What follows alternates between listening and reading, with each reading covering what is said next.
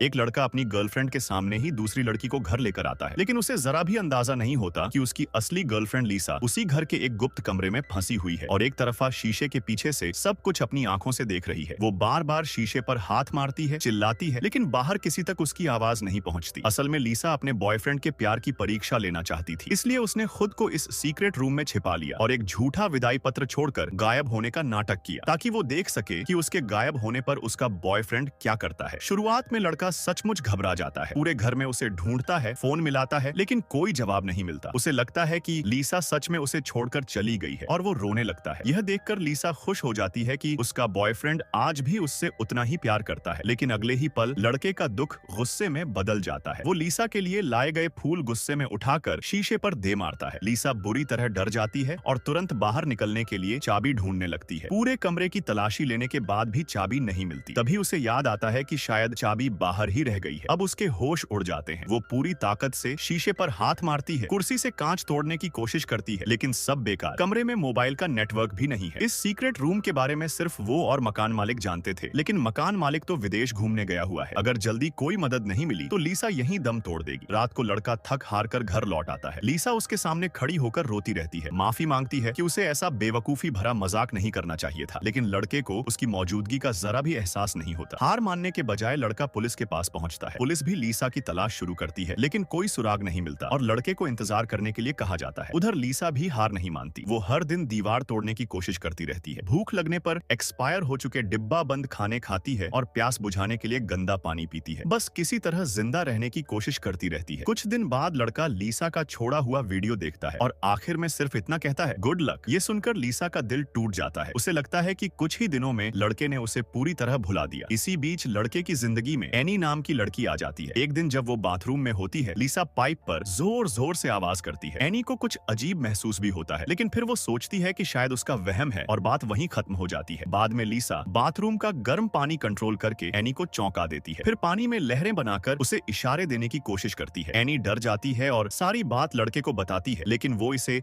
अंधविश्वास समझकर हंसी में उड़ा देता है। एक दिन एनी को फर्श पर वही चाबी मिल जाती है जिससे सीक्रेट रूम खुल सकता था। लीसा खुशी से झूम उठती है, लेकिन एनी उसे चाबी समझने की बजाय एक लॉकेट की तरह पहन लेती है। लीसा की आखिरी उम्मीद भी टूट जाती है। कुछ समय बाद एनी एक तरीका निकालती है। वो पानी से भरे टब के जरिए लीसा से बात करना शुरू करती है, सवाल पूछती है और जवाब में लीसा पाइप पर दस्तक देती है। तब एनी को यकीन हो जाता है कि शीशे के पीछे सचमुच कोई जिंदा इंसान कैद है, लेकिन सब जानने के बावजूद वो लड़के को कुछ नहीं बताती, क्योंकि उसे डर होता है कि अगर लीसा बाहर आ गई तो उसकी अपनी दुनिया उजड़ जाएगी। कुछ दिन बाद एनी को एक चिट्ठी मिलती है जिसमें उसके बॉयफ्रेंड की दूसरी लड़की के साथ तस्वीरें होती हैं। तब उसे एहसास होता है कि वो भी उसी इंसान से धोखा खा रही है जिससे लीसा खा चुकी है। अब एनी फैसला करती है कि वो लीसा को आजाद कर देगी। वो चाबी से सीक्रेट रूम खोलती है। अंदर का नजारा देखकर उसके पैरों तले जमीन खिसक जाती है। चारों तरफ गंदगी, खाली डिब्बे और एक कोने में पड़ी आधी मरी हुई लीसा। जैसे ही एनी उसके पास जाती है, लीसा अचानक उठती है और शराब की बोतल उसके सिर पर दे मारती है। फिर चाबी छीनकर बाहर निकल जाती है और उसी सीक्रेट रूम में एनी को बंद कर देती है। शाम को जब लड़का घर लौटता है तो उसे सिर्फ बिस्तर पर पड़ी एक चाबी और शीशे पर लगी उनकी पुरानी तस्वीर दिखाई देती है। अब उस सीक्रेट रूम में कौन कैद है और कौन आजाद, इस सच का शायद उसे कभी पता ही नहीं चलेगा। आखिर में लीसा वही करती है जो उसके साथ हुआ था। उसने बदला लिया और किसी को भी उस भयानक कैद से बचाने की कोशिश नहीं की।